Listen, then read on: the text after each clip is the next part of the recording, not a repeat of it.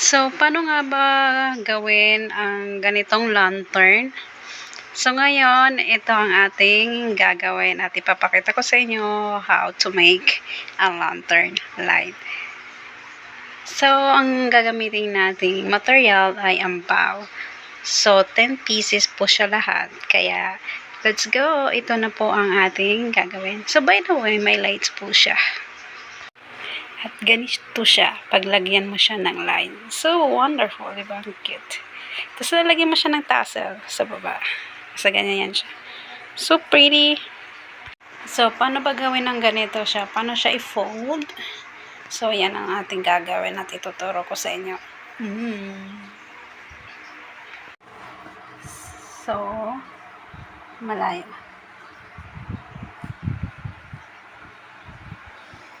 So, paano ba gawin yung ganito? Madali lang siya gawin. As in, madali lang siya. Ganito ang dapat natin gawin. Yan. Ganyan. So, paano ba gawin to? Madali lang yan. Papakita ko sa inyo.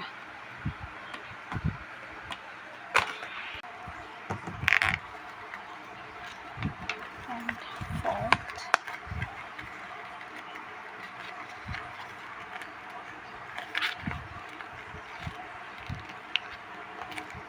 So, next, dito, tsaka dito, we have to fold it again.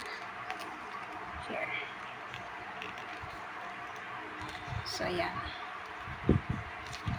Then, other side, same.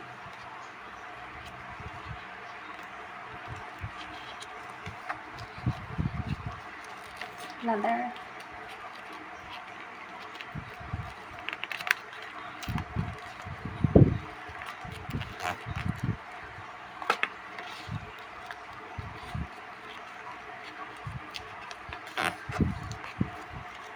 So, that's it. Ayun na yan.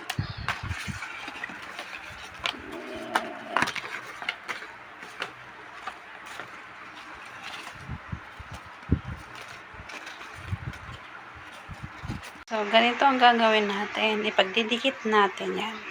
Yan. So, ganyan yan. Sunod-sunod.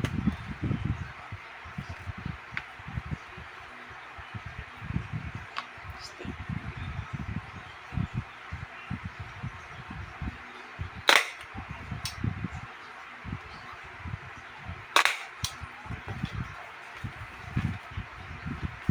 So, 1, 2, 3, 4. So, ito yung pang-lima natin.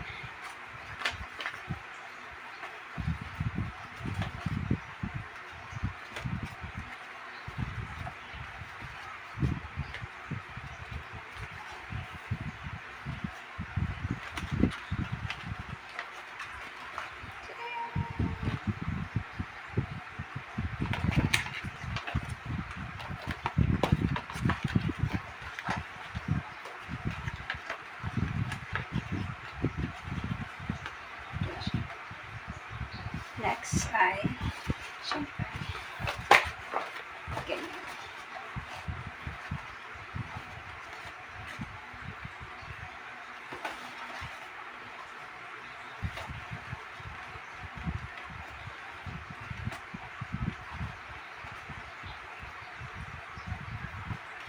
So, okay lang natin yung sa pagkakas.